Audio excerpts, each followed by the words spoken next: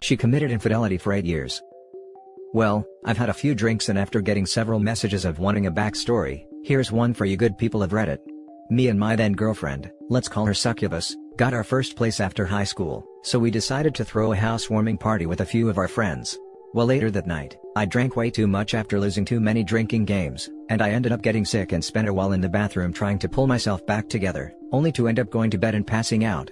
Well, after everyone left, it was just Succubus and my ex-best friend, let's call him Matt. They both ended up going for each other. I think he initiated it. They ended up in my guitar studio room on the other end of the apartment while I was passed out. And it gets worse. After she slept with him, she came into the bedroom and woke me up around 3:30 a.m. to have round 2 with me, not knowing at the time what happened. Waking up that next morning, I had this gut feeling something was off but couldn't place it. I even made breakfast for both of them for Pete's sake. It was a month later, me and my ex went to a Halloween party at another friend's place, and after a long night of drinking, Succubus ends up falling asleep, and everyone there ended up leaving. I tried to call for a ride home but my phone died. I was looking around for a charger and couldn't find any, so I decided to grab Succubus's cell phone out of her bag, and when I turned the screen on she already had a text up with her best friend, and the first line it read, "Make sure OP doesn't find out." Alarm bells going off, so I read on. Succubus told her best friend everything that happened that night, and bragging about how exciting and fun it was, and telling her best friend that if the opportunity happened again, she's going to do it. I can't even begin to explain the feeling that came over me. I've never felt a rage and adrenaline rush that hard in my life. All I could see was red in the image of Matt railing Succubus. I ended up leaving with her phone. Driving home when I had no business driving in my state. Making it home, my father met me at my place. I proceeded to pack her things, and after charging my phone, I was calling Matt, pretending I didn't know anything. I told him that I wanted to hang out. Well, he was gone for the weekend hanging with his friends, and he told me he would see me Sunday night. Well, after packing all of Succubus's stuff, I went back to the house to pick her up. She was still asleep. I woke her up and drove her to her father's house. Confused with all her stuff in the car and headed to her dad's house, she kept asking me what's wrong. Not saying a word, I just tossed her phone in her lap with the text exchange she has with her best friend. She didn't even get sad, she got enraged saying, "Why were you going through my phone?" And that's an invasion of her privacy. She told her father I was abusing her when we got to her dad's house. Well, she ended up calling Matt and told him I knew everything. And when I tried calling him to meet up Sunday night, he with the voice of a dying man said, "I know you know what happened. I'm not going to come see you tonight." I started to laugh, and I told him I'd see him at work then and I had no problem going to jail. Well, Monday comes, I'm literally shaking. I came in a half hour early just to see he was already there. He told the boss what happened, and to not call the cops no matter what happened. I give him credit for that. And when I walked in, he told me to go out back. I proceeded to shove him to the ground yelling at him to get up. He just laid there, so I ended up landing a few punches to his head. And the hardest part was, I couldn't keep going. All I could see was him and me in first grade when we first met. It killed me inside. After landing those few punches I couldn't bring myself to do it anymore, and I just told him it wasn't over and walked away. 5 years later, he reaches out to me and we start talking again. After telling me how sorry he was and after hearing from a bunch of people how he would get drunk and try and end himself from the guilt, I told him we could talk from time to time, but things would never be the same. Well, later, he ended up falling in love with a woman, his first real relationship. And after a year of dating, he finds out she was cheating on him. He was devastated. Matt hasn't gone a day without drinking at least a 6-pack, and his drinking became a lot worse. I ended up getting a call about a week later from him while I was at work. I could barely understand him. He was crying and blubbering words from being intoxicated. All he kept saying was, "I'm so sorry, I deserve this, and I hope you can forgive me, goodbye." He hung up and I tried calling him a bunch with no answer. I notified work and told them I had a family emergency and left. I made it to his house in record time. When I got there, I ran to his door. One of those solid glass doors. I saw through him hanging from the ceiling, flailing his arms and legs frantically. I threw the door open and grabbed his legs and hoisted him up. The emotional roller coaster I was feeling was insane. Sure, I hated this guy for what he did, but he didn't deserve to die. After a long conversation and getting him sober, I helped him get clean. Just over this past summer I got a text from him saying, "1 year ago today you saved my life, OP, love you brother. Today is my 365th day of sobriety. I can't believe I made it. Every day I feel conflicted. I hate him. But I'm happy for him." Can you guess what Succubus said when she found out? "Ah, poor Matt. This woman is a psychopath, and had zero remorse for the pain and destruction she caused." This is just one of the stories I have of my time with Succubus. Now for the top comments.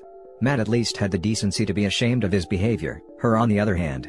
Psychopath seems like a mild description. Wowza. Such a crazy story. Hope you're on your way to healing, mate.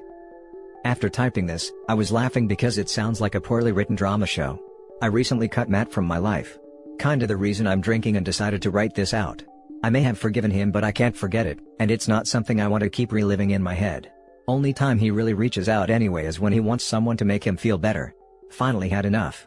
He goes through his breakup and I was there for him. Who was there for me when I was going through my time in hell? No one.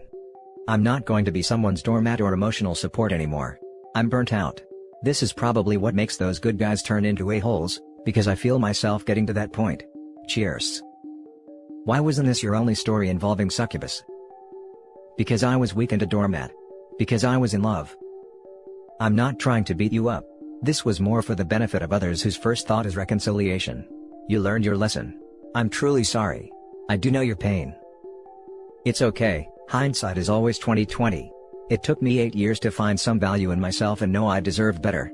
Anyone reading this, my advice is to just walk away. Reconciliation is not worth it. Now for the next story.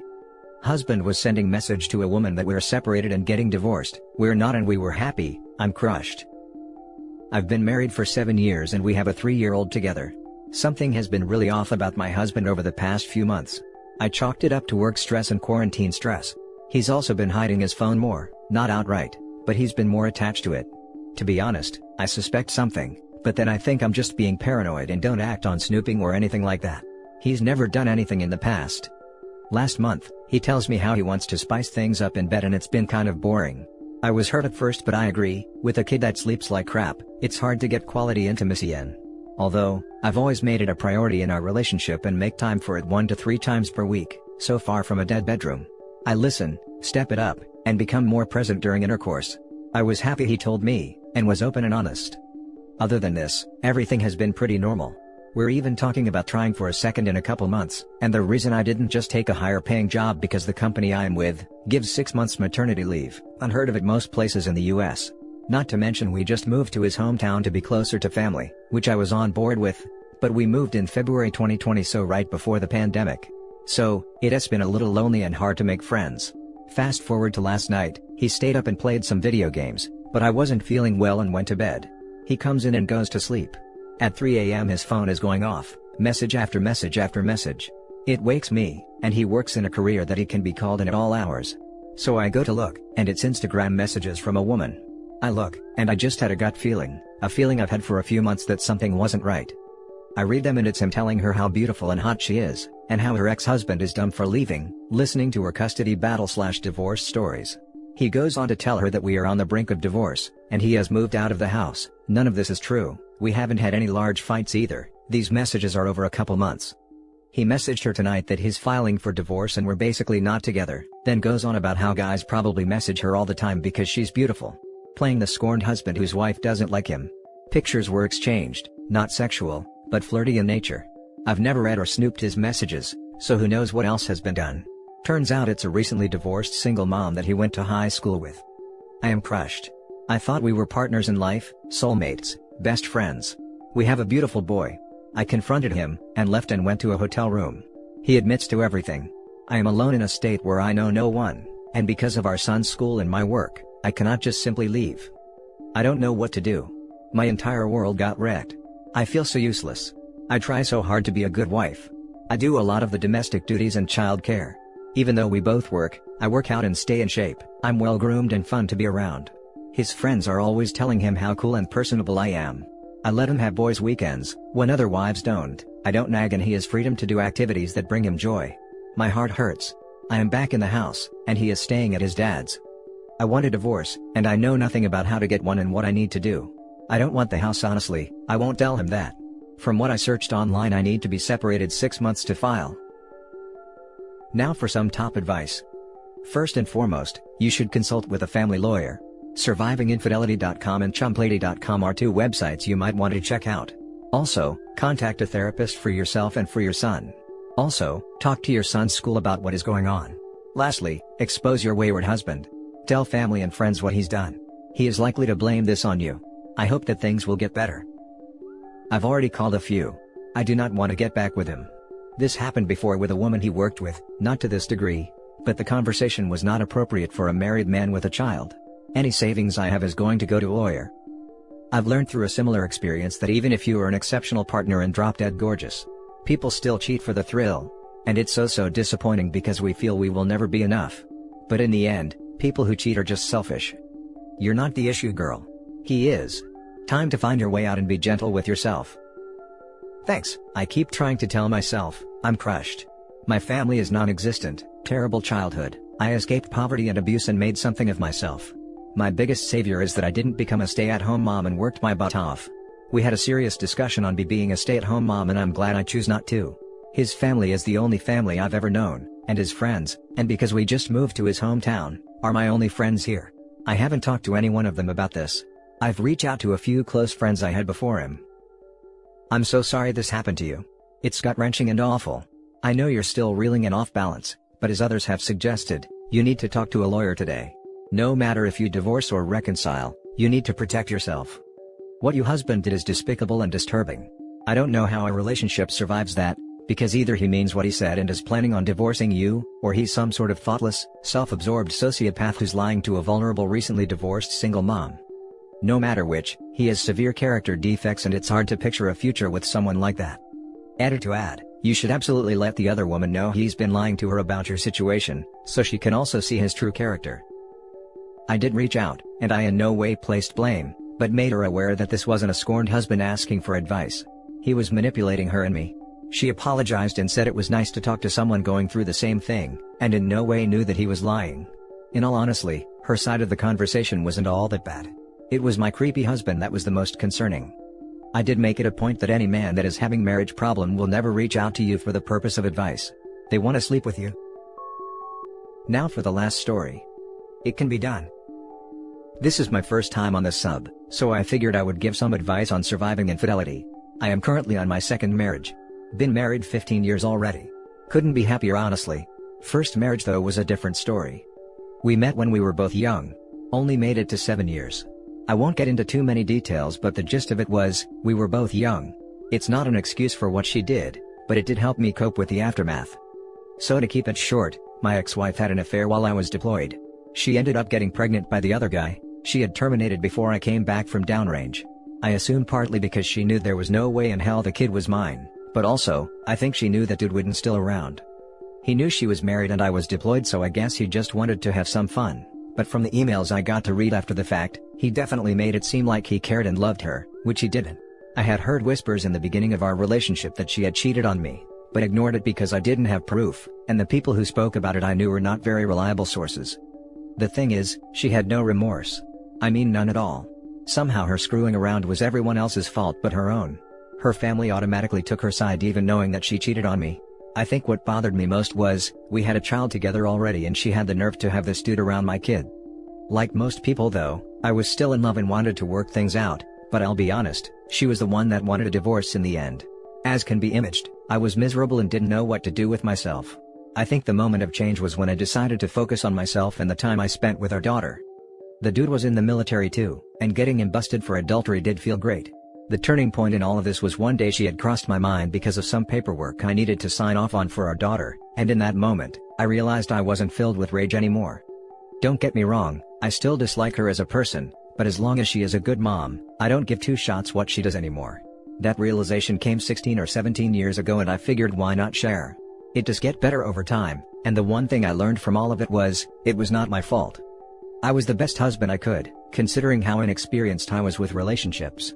While I don't see it as an excuse, it helped me to just chalk it up to her being that kind of person. She did get remarried eventually, and that only lasted a year or two I believe. I'm happy with how my life is now. In the beginning it was hard with my daughter because her mother did manipulate her behavior, but thankfully, I was able to tough it out and my daughter realized on her own that her mother is full of crap sometimes. I'm happily married and my current wife had 2 children of her own whom I adopted early into our marriage. So now I have a wonderful wife, 3 great children, young adults actually, a good, steady job and no hatred towards the ex. I'm doing just fine but it all started with learning to not blame myself for things I couldn't control. I hope this helps anyone who reads it and I apologize if it seems like I'm rambling. Still not fully awake yet. Now for the top comments.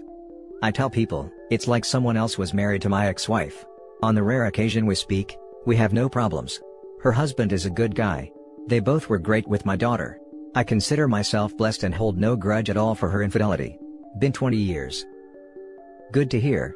Can't stay mad forever no matter how much I wanted to at the time.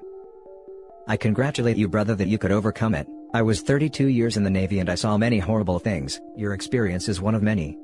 One thing that I have always asked myself, why do men always say that she is a good or excellent mother? Someone who takes his lover home is a good mother, who destroys the safe place of her children is a good mother. For example, for me these people are neither good nor less good mothers.